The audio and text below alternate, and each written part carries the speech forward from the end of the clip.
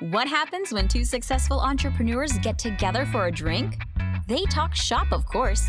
So grab your favorite cocktail and sit alongside Scott DeLong and Vince Moiso, two seasoned business leaders that have driven their own companies to success, as they share from their experience and dive deep into the secret sauce that can turn a company around.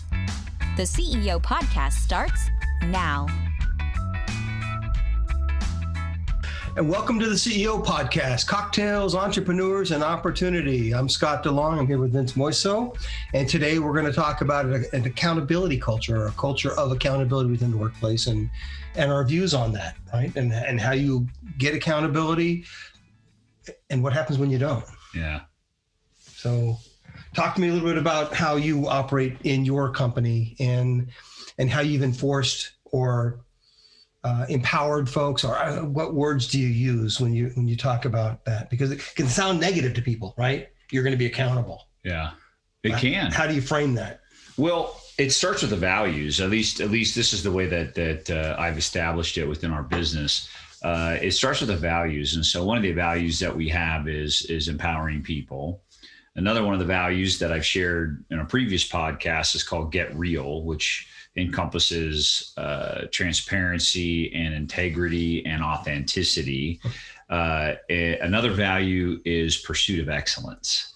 So we expect that you're going to be great at what you do. You're going to give 100% and you're going to execute on what your role and responsibilities are. And the last one is what we call en fuego, which is just Spanish for on fire, which for us means passion. So we want everybody to be passionate about what they do and be driven with purpose to get done what they need to get done. And we go over that. So all the recognitions that we do within the business, when we're recognizing people and acknowledging people for their job, is all around the values. So example would be, the whole entire team would get an email that would say, Scott was caught in the act of getting real, or Scott was caught in the act of being in fuego. And then it would explain that, hey, Scott, want to acknowledge you for, really taking this project to the finish line and getting the results that we all expected to get. Can I stop there for just a second? Because I think that comes from a friend of ours, with Lead with Purpose. Yeah, absolutely. So yeah. So I utilize that's Mark Kohler, and again, I'm happy to give him a shout out. Mark's for a great this. Guy. And we use his online platform, which allows us to post what I'd call a one-page plan.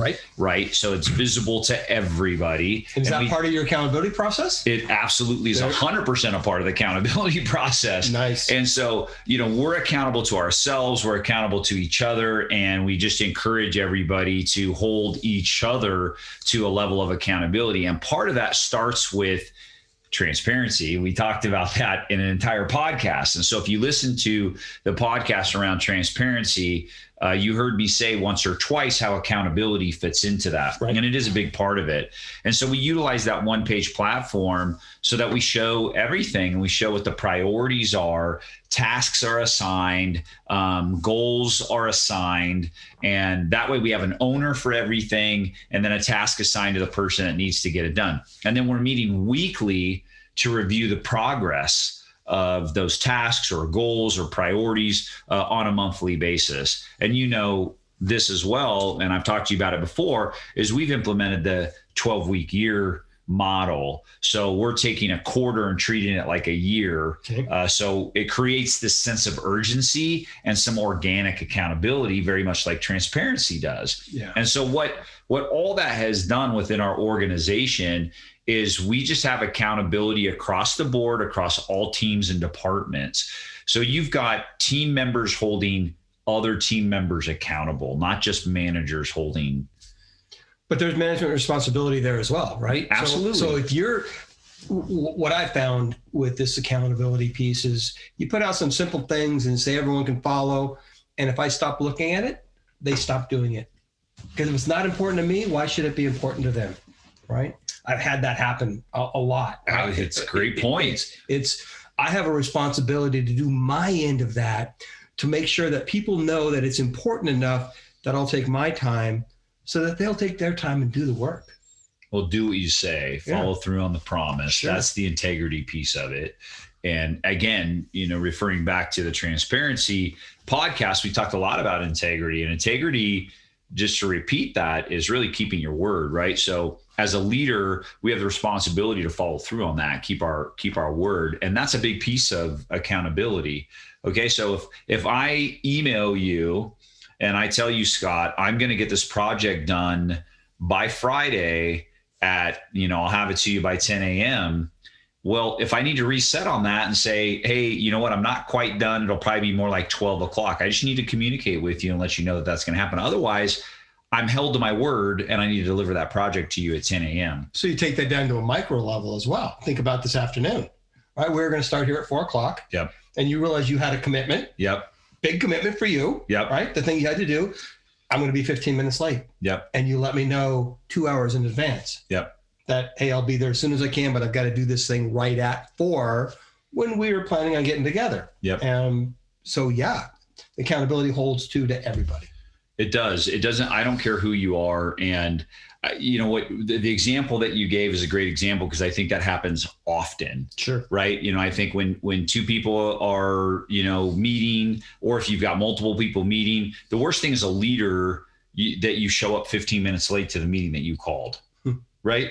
Or you're not present. Or you're not present. I'm there. I'm on emails. Yeah. I'm doing something else. I mean, all of those things is you have to be in it to win it, and you have to set the example. You have to be the example, right? And so if you're, to your point earlier, which I couldn't agree with more, is that if I'm going to expect accountability from my entire team, then my entire team should expect accountability from me. And can they call you out? Yes. How does that happen within your business? We make mistakes, right? We do. We've done do things that I absolutely do. And someone calls you out. How does that happen? Yeah, it can happen in a meeting. Someone will. We're at a point where, again, it's one of these things that I just have to repeat all the time, that we are all accountable to each other. So I remind everybody that includes me. And so I actually ask for people to hold me accountable as much as I hold them accountable. So I'm requesting it and making it very clear that they can do that, which puts them at a comfort level, a trust level, that they feel okay, that there's no backlash. Well, your reaction to that builds that trust, right? So if 100%. You handle it and say, you're right, I messed that one up. Yep. I'm going to make sure I'm not going to do this again, and here's how I'm going to do that. Yeah. Right. As opposed to someone calls you out. No, and I don't have that. Then they stop doing it. My normal reaction is very intentional, because I don't have any sort of body language or surprise or anything like that. I expect to be held accountable if there's something that I'm missing, if there's something that I'm doing or not doing. And so it can happen. It can happen during a meeting, and has happened during a meeting. It can happen via email, and has happened via email. And it can happen during just a regular phone call, or, I have one-on-ones often during the week, and I remind everybody to hold me accountable. And so my team is not afraid to hold me accountable as much as I hold them accountable. So how do you react? Right. So I've got a process that I do. In fact, I'm not going to put you on the spot. I'll tell you what I would do, because I like being held accountable as well. I don't necessarily like it, but I need it. Right. And I need to project that it's okay for everybody to do that. Well, let's be honest. Nobody likes it. Right? It's not fun. When no one loves to be called out on their shit. That's ultimately what we're talking about. But that, I think when you can strip out the emotion and say, hey, I'm coming from a place of caring. Yeah. When I say, we've all got a job to do and you missed your part of it, I'm just calling you out to hold you accountable so we can get back on track and seek solutions, not because I'm trying to call you out to make you look bad. But our first human reaction is, wow, I look bad. And most likely I know I do this. I beat myself up already about it. So I'm coming into it knowing already most of the time, and I beat myself up over it. So all the beating's been done. So when I hear it from somebody else, it's like, yeah, I know. So, all right. So the worst thing a leader can do in this case is give an excuse on why they screwed up. Own it. Right? Own it. Just own it. And it might be a reason, right? But here's what I say all the time. My reasons sound like excuses when you hear them. And that's exactly what it's being taken. So the first thing that I do is apologize for my behavior. I'm sorry. I'm not going to do that again. And here's what I'm going to do to stop doing that, right? As opposed to, but I had an important meeting and all the reasons, and they're probably legitimate reasons. They are. They're it's probably just a story, though. But reasons is the story that you've built up. And it always sounds like an excuse to the other person. Yeah. When we talked about earlier in the communication thing, that it's what they hear, not what you say. Yeah. So I say a reason, they hear an excuse. Yeah. Right. Yeah. So own it. Yeah. I made a commitment to you and I didn't live by it. My bad. Well, you said, do I have a process? How do I react? And I smiled because, in a previous podcast about communication, you talked about the process that the TED process specifically. And I often say, I seek to understand. It's the Stephen Covey habit, right? Habit number 5. And I say, tell me more. Yeah. I'd like to hear more. Great. And then once I feel like I've got an understanding of where they're at, especially if it's something I'm not aware of, then, okay, yeah, I own that. That's on me. So, and that can happen too? Things can happen that you're not aware of? Yeah. Your own behavior? Can you believe it? Yeah, imagine that. Yeah, no, there's things that we do no matter what, no matter how hard we try. I'd love to tell you, look, I've said this in 2 previous podcasts. I totally practice 100% of what I coach and teach. I just do. And that being said, I'm still not perfect at it. Make mistakes. I'm always learning. I'm always getting better. Yeah. I'm always improving, and I'm going to make mistakes. There's just going to be blind spots, and there are going to be things that happen. There's things that I do subconsciously that I don't realize, and hence the need for accountability. Sure. Right. So if we can't call each other out, if we can't be direct, then, how many times, Scott, in your experience, I know I've experienced this many times. I would say twice. It might be more than that. How many times in your experience where you don't have accountability set as a part of your culture and this thing just festers and festers? So I remember early in my career, we called it the 110-100 rule, where something started at a 1. Yeah. And if you have an accountability culture, you can catch it at a 1. If it gets to that 10 or 100 space, just because everybody's afraid to hold anybody else accountable, and you let it fester and it just becomes this elephant. And don't think people aren't talking to other people about that elephant and making that thing bigger. Yeah. They might not be talking to me. Yeah. If I'm not open to it, becomes toxic. If I'm not open, they're going to tell somebody, and then someone's going to tell someone, and it's going to grow and just get ugly. So, yeah, as much as my face doesn't like hearing negative things about myself, my soul needs those things told, because I don't know that I'm doing things wrong all the time. I mean, there's times you said that, yeah, I've already beat myself up over that, but there's some things that happen during the day that I have no idea how it landed on somebody else. Yeah, and that it hurt them. Yeah, it started destroying that trust. Whatever it did to them.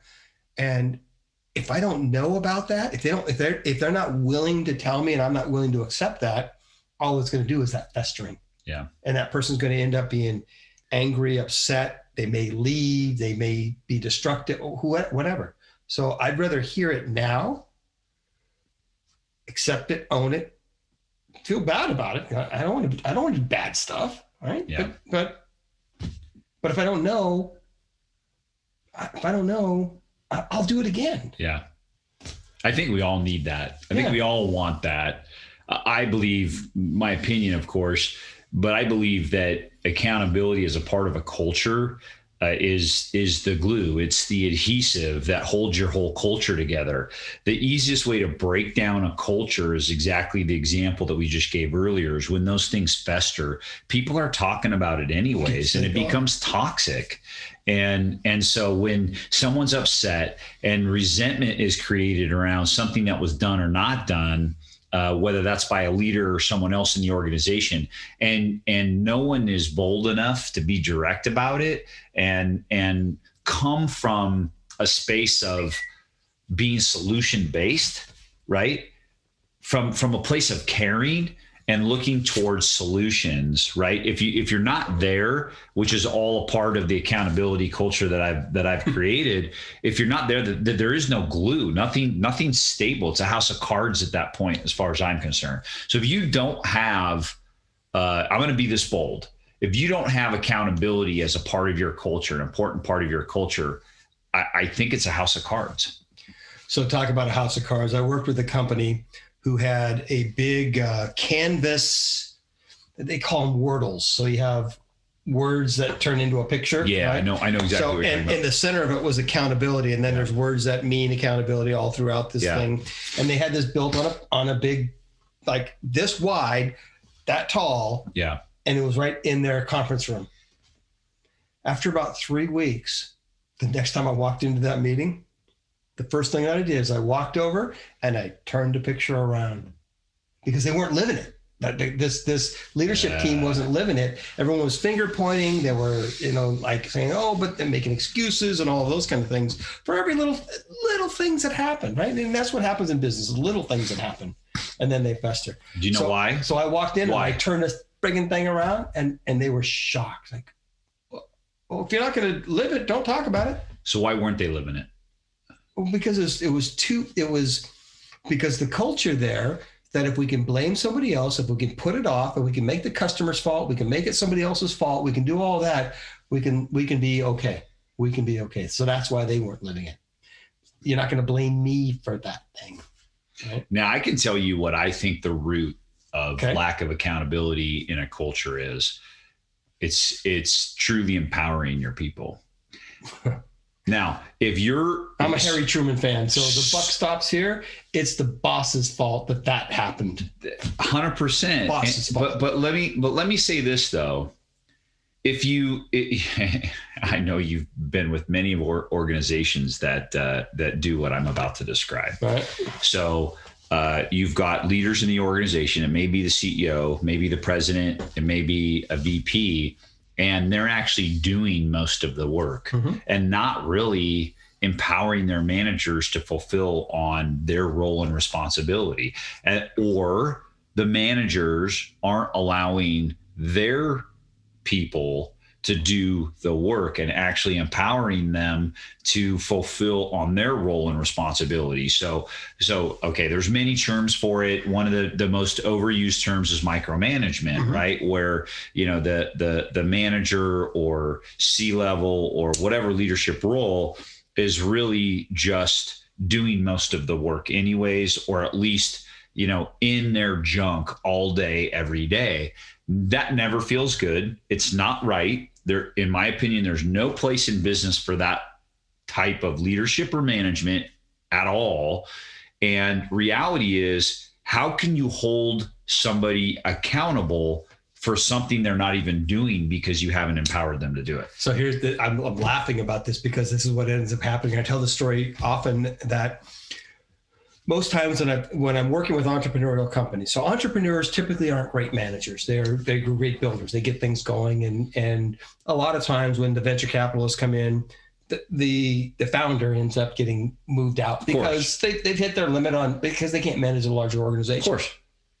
But prior to that, I get called into entrepreneurial companies quite often where the CEO is saying, "I've hired all these smart people and they're not meeting my expectations and they're not doing their thing and they're not doing their thing. Can you fix them?" Well, the problem's not them. Part of the problem's them, right? So I get in and I start working with leadership teams. Great, that's fine. And then I end up doing this one-on-one coaching with the CEO because these people all want to do a great job. They got hired because they have great experience and they're smart and they're strong. But in entrepreneurs, I was an entrepreneur most of my life, so I get this, that entrepreneurs don't let go. Right? We want to hold on so tight because we're the smartest guy in the room. No, you're not. Right? You got this thing built. And the entrepreneur doesn't let people have their thing. I hired you to be great and you're not being great. Well, there's a reason for that. So CEOs, leaders, presidents, vice presidents, those that are a part of the executive team, entrepreneurs, I really want you to hear what Scott just said. It can be summed up in one word: delegate. Delegate and empower your people to do their job.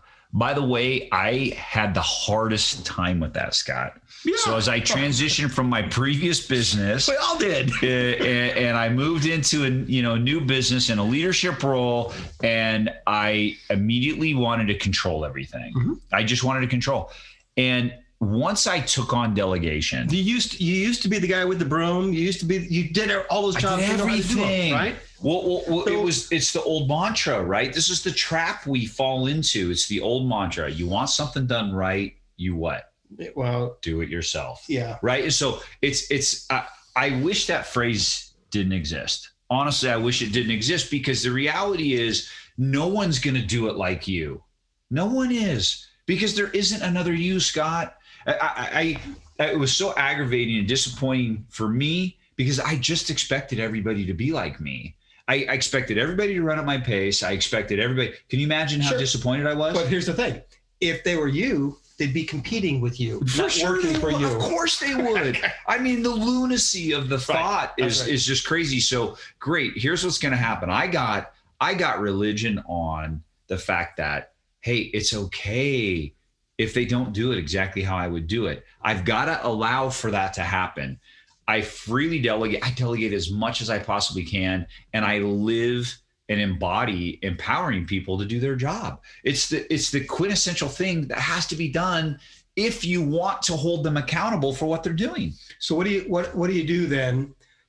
You empower folks, you let them do their job, and it could have been done, or you believe it could have been done better or faster or whatever. What do you do with that? Well, what's my job as a leader? To coach. There you go. And support, right? So that's what a coach does. So I grew up, you and I both grew up in sports. Yep. We came up in sports. God knows I never want to coach like I was coached when I was a kid, because I don't think there's a place for that these days. That being said, I've learned a lot along the way that we can take from all the athletics that we participated in. And one of which is, just think of fundamentals. When you weren't doing something right, the coach came over and showed you how to do it right. Yeah. And then the next 2 times I did it right. Wow, what a novel idea. So then as an entrepreneur, CEO, active in the business, you mean you just have to show them or teach them or coach them how to do it? Wow. Okay, that's it. So if I've truly empowered my employee, which we've done, they're empowered to do their job. And as I watch it, witness it, or whatever unfolds, or whatever the results are, I can come back and spend that one-on-one time with them and coach them and say, hey, I think you did a great job. Here's where you did great. These 3 things. There's one thing that I think there's an opportunity for improvement. And here's what I would recommend. And here are some tools that I think can help you get better at that. So I think there's even one more step. I don't know if it's another step, but this person is doing that thing, and they've done it several times, and they're probably better at it. I'm going to assume that if they're doing that, they're better at it than I am today at doing that thing. Yep. What if, right? And here's the 4th thing, these 3 things you did great, and here's the 4th thing. Here's an idea. Yeah. What do you think? And open that dialogue with a what do you think thing. Well, I did it this way, but if I took your idea and then tweaked it a little bit, could they potentially do it better than us? Yeah. I'm good at lots of stuff, not this thing. Well, I'm smiling because then I'm reminded of, around the discussion of our previous podcast, which was around communication, and your whole course is called Fostering Proper Dialogue, right? Like it's all about dialogue. And you bring up a really, really great point that I left out, which is, hey, what do you think? I asked the questions, what do you think? Is that fair? Is that valuable? Does that help? And I want to make sure that the advice that I'm offering, the coaching that I'm offering, is it helpful? Yeah. Does it support what you want to do to get the results that you want? And I always ask for that feedback. Scott, let's wrap up this whole discussion around accountability. I mean, I feel like we could go, a whole other 30 minutes to an hour talking about accountability because it has so many, let's say, different places within the workplace. How to do it, like what are the tools and the techniques that you use to reporting tools, all those things. Yeah, sure. There's a lot to that. So. I mean, I think it just goes back to what I said earlier. In my opinion, a culture is not a culture without accountability in it. Now, do you need to use the word accountability as a value, as a part of your culture? No, not necessarily, but it can be a component of one of your values, right? You can use it in a lot of different ways, but accountability really has to be a part of it. And it goes hand in hand with empowerment. And so if you're not empowering your people, it's pretty hard to keep them accountable to what their role and responsibility might be. So I think you've got to understand that those two things go hand in hand. And like we always say in our podcast, Scott and I have a lot of information, a lot of content around these topics. So if you've got feedback, if you disagree with something, let us know. If you have questions, let us know. Or a better way of doing something for us. So, we're open. Let us know. Yeah, we'd like to hear from you. So what are we drinking today? This one is Sculpin. It's got a little. So we've been going on the citrus flavors right now. So this got a little grapefruit change. Well, hold on. This is the $1 billion. This is $1 billion IPA right here. Yeah, right. We're talking about Ballast Point in San Diego. Great brewery. I'm a big fan of Sculpin. Again, I'm an IPA guy. So I can never refuse drinking Sculpin, and probably one of the better canned IPAs that you can get. I still prefer it off a tap. It's everywhere though. Yeah, but it's everywhere. It's everywhere. And it's good. Pretty dang good. Hey, thanks for coming back to the CEO podcast. If you have topics you want to hear us to debate about, for us this is fun, and we're sitting around having a beer and talking about business concepts. So let us know what you think, and thank you for showing up. Until next time, cheers. Thank you for joining us for the CEO Podcast. To learn more about Scott and Vince, please visit theceopodcast.net and check out the calendar to tune in for our next episode. While on the site, you can also listen to past episodes, access additional content created for our listeners, and if you would like to dive deeper into any topic, there is an option to schedule some time with Scott or Vince. Thanks for listening.